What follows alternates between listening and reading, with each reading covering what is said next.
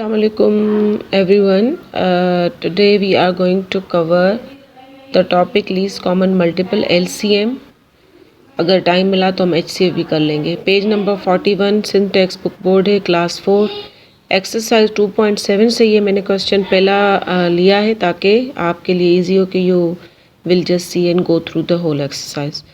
अच्छा, least common multiple जब word आता है ना तो आपके जहन में फ़ौरन मल्टीपल्स की बात होनी चाहिए. जो प्रीवियसली हमने सीखा था कि हम टेबल पढ़ना शुरू करते हैं. ठीक है, अब यहाँ पे अगर हम देखें find the LCM of the following common multiples method, तो मैं आगे जाती हूँ. Find the LCM of the following numbers, वो कौन से 25 एंड 15. ठीक है, मैं आपको पहले ये बताना चाहती हूँ कि कॉमन मल्टीपल्स आप कैसे लेते हैं. कॉमन मल्टीपल्स, अब बात है 25 और 15 की.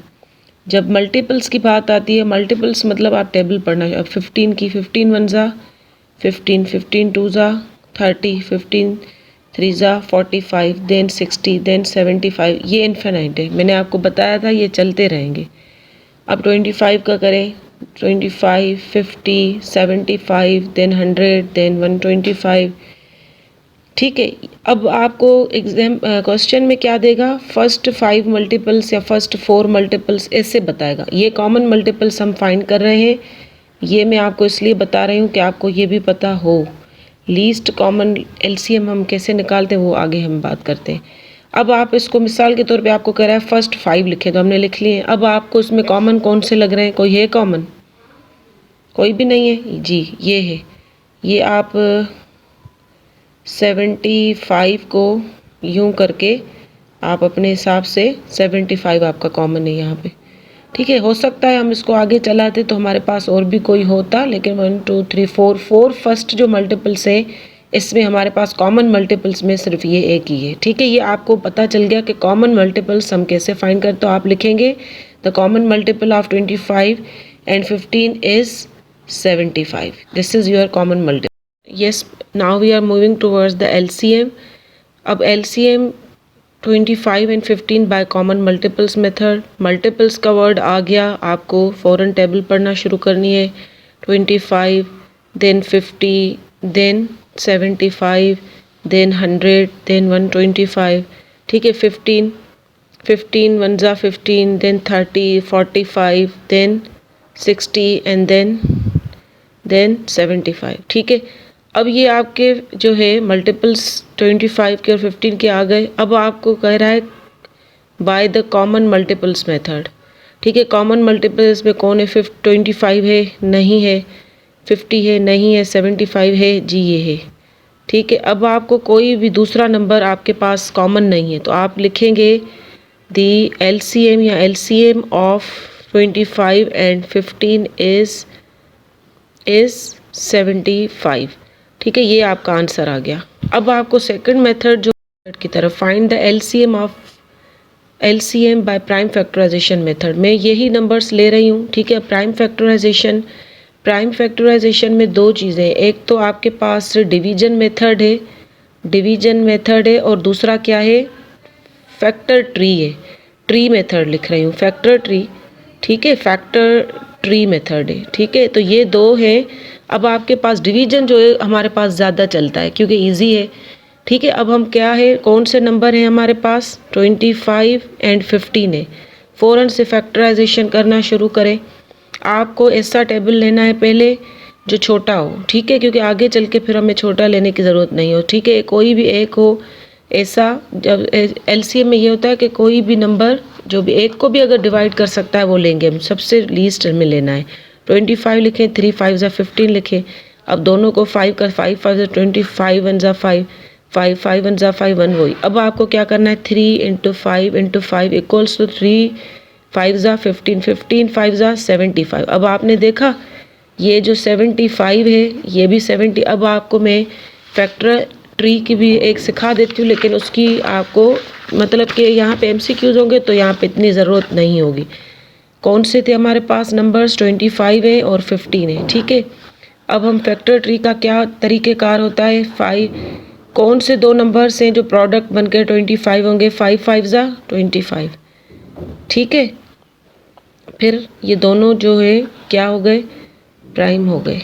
नहीं, यस और अब हम ट्री मेथड, जो फैक्टर ट्री मेथड है, उसको हम देखते हैं। ठीक है, अब फैक्टर ट्री मेथड से हमने 25 के फैक्टर्स निकाले, जो दो ऐसे नंबर जो प्रोडक्ट बन के 25 हो, 5 5 ज़ा 25 मकसद इस तरह से आपने निकाल लिया। अब 15 को आप कैसे करोगे? 15 के आप देखें कौन से ऐसे दो नंबर से 3 5 ज़ा 15। ठीक है, अब ये दोनों प्राइम हो गए। फैक्टर ट्री के अंदर आपको प्राइम फैक्टराइजेशन कहे इसलिए रहे हैं कि जो नंबर हमारे पास लास्ट जहाँ पे स्टॉप करना है वो प्राइम नंबर होगा। अब आप 3 देखें, its prime, 5 is also prime, this is prime, this is prime. Prime number जब आ गया ना एंड में तो हम स्टॉप कर देंगे। अगर वो कंपोजिट होगा तो हम उसको उसके यूं फर्दर फैक्टर्स बनाना शुरू करेंगे। अब हमें क्या करना है, आपने 25 लिखा, फिर आपने 15 लिखा। अब 25 के कौन से फैक्टर्स आपके पास थे? 5 × 5। 15 के कौन से थे आपके पास? 3 × 5। अब आपको कॉमन को सर्किल करना है। आपने यूं करके कॉमन को सर्किल किया।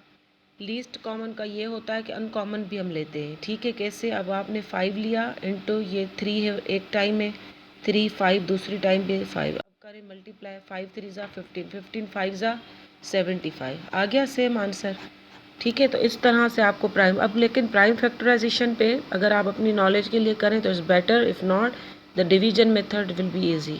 ठीक है, अब हम डिवीजन मेथड में कैसे करेंगे, ये इसको आपको बहुत ज़्यादा फोकस करना है। ये फोकस करना है कि एलसीएम और एचसीएफ में क्या डिफरेंस आ रहा है। ये बात अगर आपको समझ में आ गई तो then it is easy, otherwise आप कंफ्यूज रहेंगे।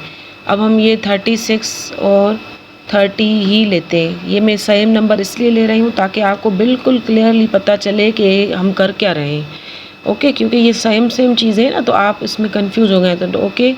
बाय डिवीजन मेथड एचसीएफ कैसे होगा? दोनों इवन नंबर्स हैं और हमेशा याद करें एचसीएफ जो होता है हाईएस्ट कॉमन फैक्टर, उसमें एलसीएम में हम अगर दोनों में से एक भी इवन है तो हम 2 से स्टार्ट करेंगे, लेकिन एचसीएफ में ऐसा नहीं होगा। एचसीएफ में यू हैव टू कंफर्म कि कौन सा ऐसा फैक्टर जो हम जो भी ले रहे हैं क्या वो दोनों को डिवाइड कर सकता है एट अ टाइम।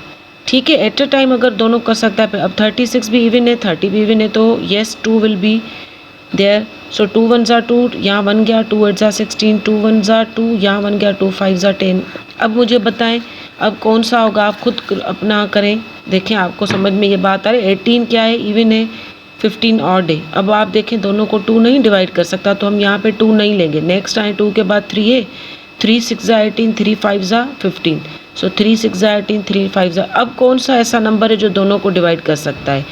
अब ये तो आपका कंपोजिट है और ये प्राइम है। अब प्राइम को आपको पता है कि वो 1 और 5 की करेगा और कोई नहीं करेगा, और 1 और 5 तो 6 को डिवाइड कर नहीं सकते। So you have to stop here your division. अब आपके पास 2 और 3 ये दो फैक्टर्स बने, 2 and 3। सो 2 3 ज़ा 6 आपने देखा।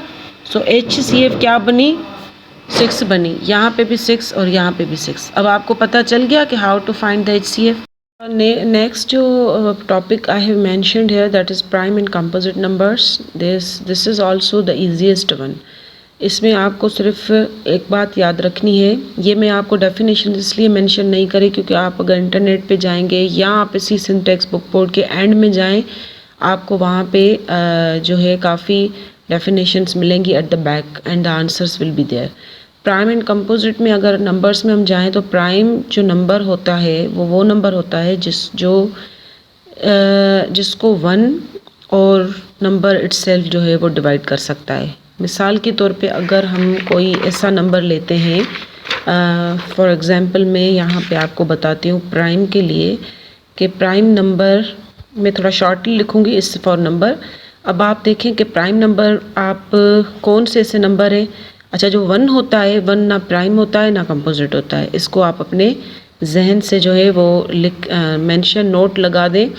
एग्ज़ाम में ऐसा आ सकता है कि 1 जो है वो प्राइम है, क्योंकि मैंने आपको डेफिनेशन बताई कि prime number is a number that is divisible by 1 and by itself bye its own. ठीक है, जैसे कि आप 5 लें, जैसे कि आप 3 लें। अब आप कहेंगे 2 की क्या पोजीशन है? अच्छा, प्राइम जो नंबर्स होते हैं वो अक्सर जो होते हैं वो ऑड नंबर्स होते हैं, लेकिन ये कांस्टेंट बात नहीं है, ये फिक्स नहीं है। अब जो मैं आपको बता रही हूँ जैसे 1 है, 1 जो है नीदर प्राइम नॉर कंपोजिट, 1 को सर्किल लगा के नीदर प्राइम नॉर कंपोजिट। और 2 एक वाहिद इवन नंबर है जो प्राइम है।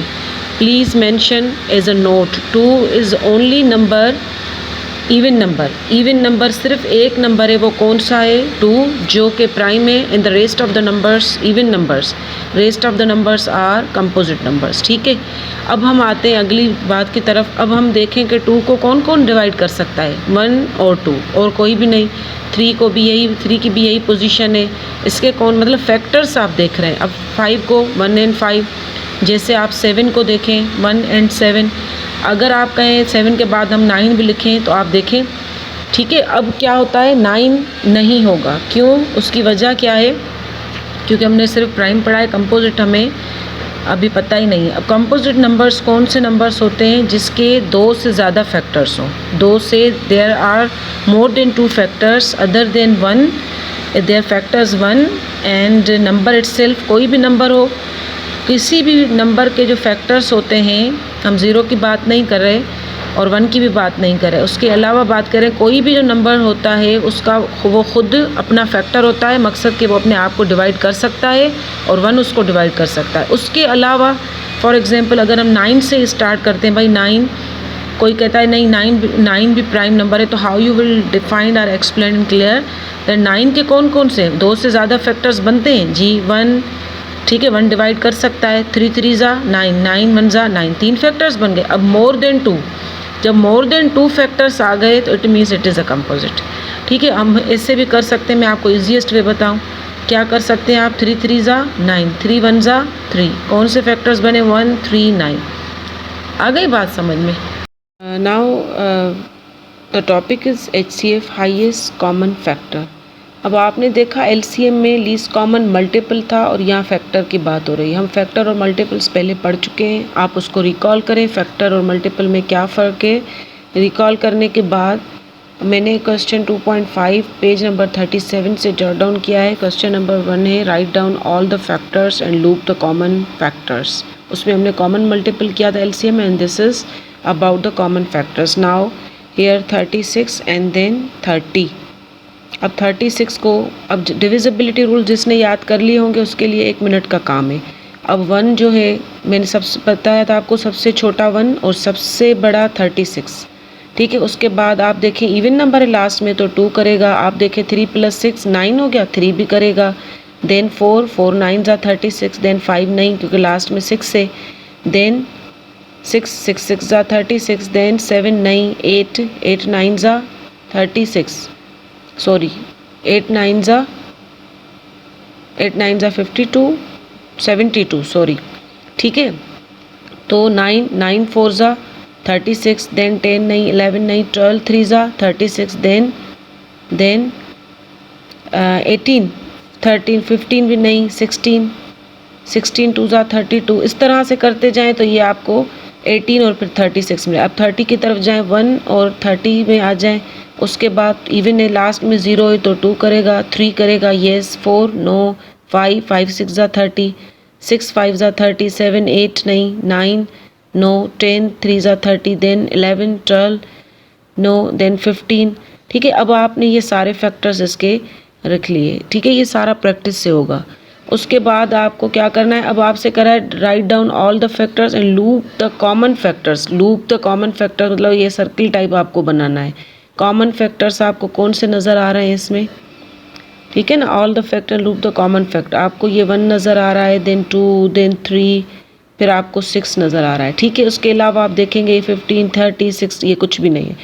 अब मैं आपको यहाँ पे, अगर ये तो आपके कॉमन फैक्टर्स हो गए, अब अगर मैं यहाँ पे आपको HCF का कॉन्सेप्ट दूँ, ज़्यादा मेहनत नहीं करें, HCF का कॉन्सेप्ट यहाँ से लें तो HCH का क्या है? हाईएस्ट।